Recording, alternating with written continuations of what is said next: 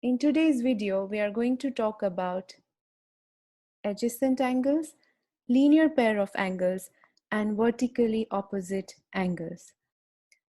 Now let us first, before we start, think about how many angles can be adjacent to each other.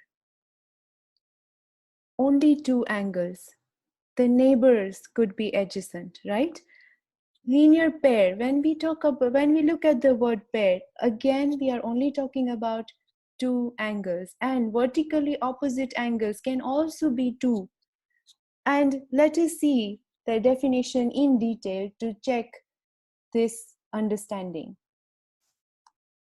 So we know that two angles are adjacent if they satisfy these three conditions. The first condition is if they have a common vertex. And as you can see, their common vertex in the figure is B.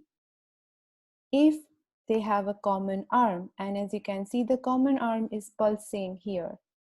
And the non-common arms, which are angle ray BA and ray BC, the non-common arms, which are also pulsing, are on the different sides of the common arm.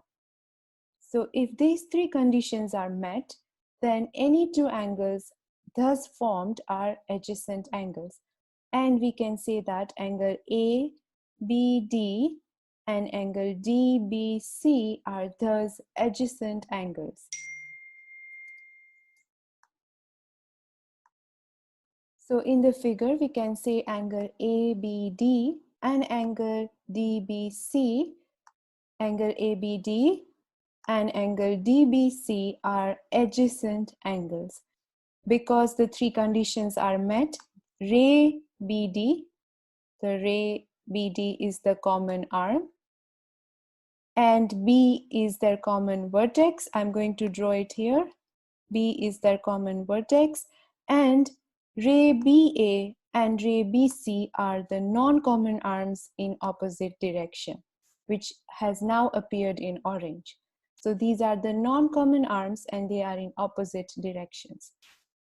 Now, moreover, you can see that a third angle is also being formed, which is the larger angle, which is angle ABC. I've just taken it out.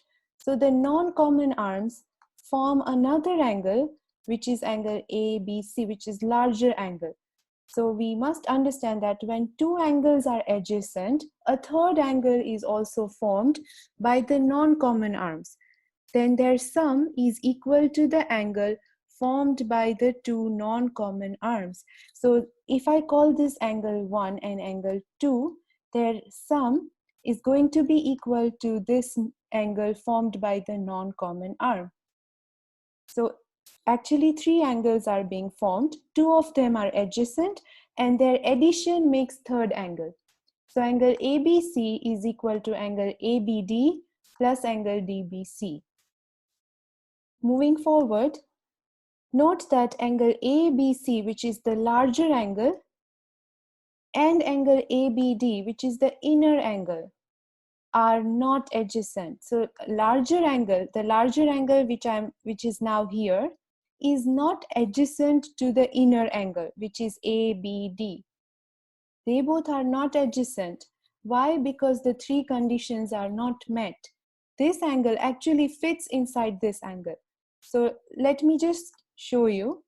Because the condition is because two of the conditions are met. Both of them have a common arm. Both of them have a common vertex. But their non-common arm are on the same side. So let's understand this. So I'm going to put this inner angle here. So because it's an inner angle, I'll call it an inner angle. Now, if you look at the blue angle, which is the larger angle, and the inner angle, green angle, and let's name them. So this is A, B, C, and this is D. But we are only going to look at the larger angle, ABC, and the inner angle, ABD.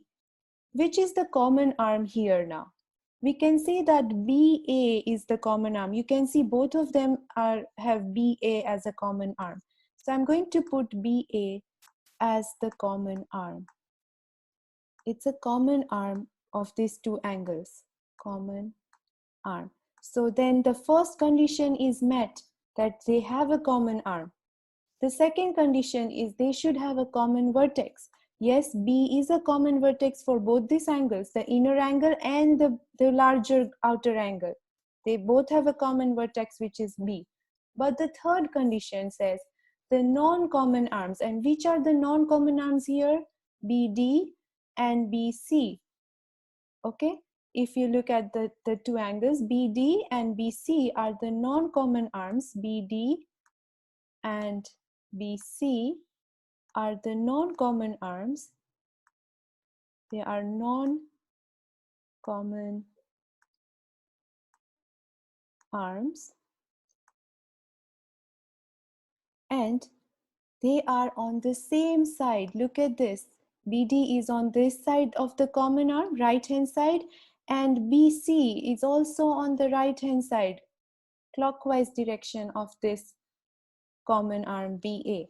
But the definition says they should have been in the opposite direction, which is not the case here. And therefore, these two angles, the outer angle and the inner angle, are not adjacent.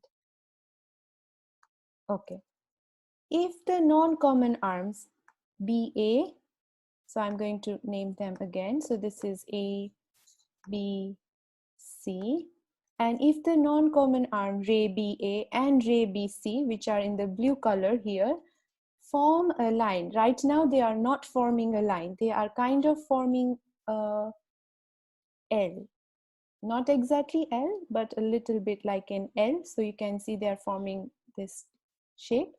If this ray BA turns and forms a line, it will look like this.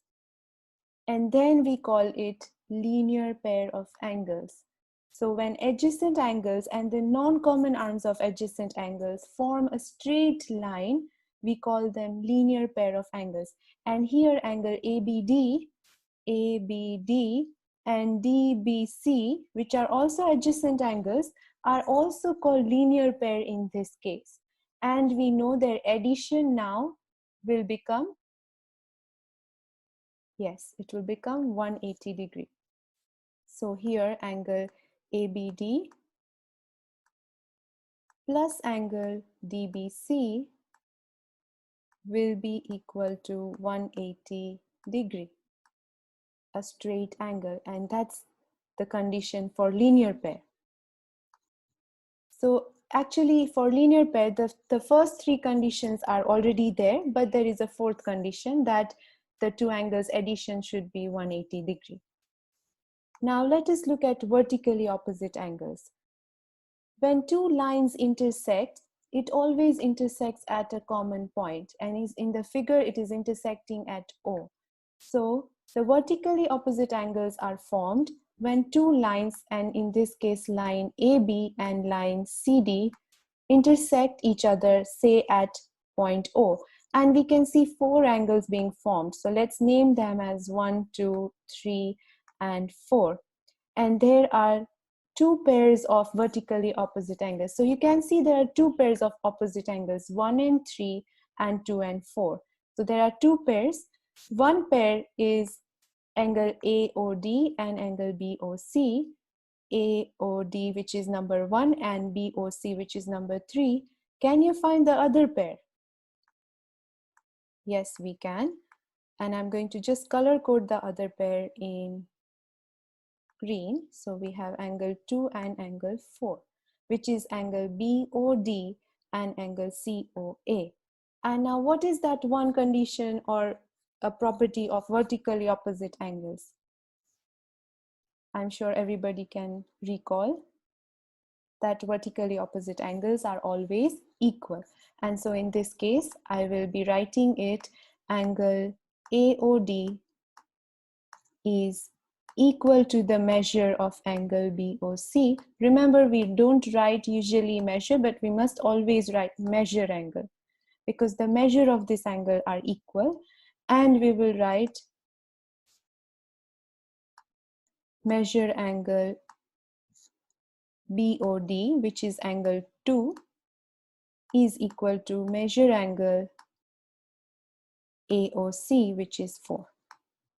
So that's it for this class. We have studied a little bit about vertically opposite angles, adjacent angles, and linear pair of angles. And we will see you all in the next class, and come prepared to learn more.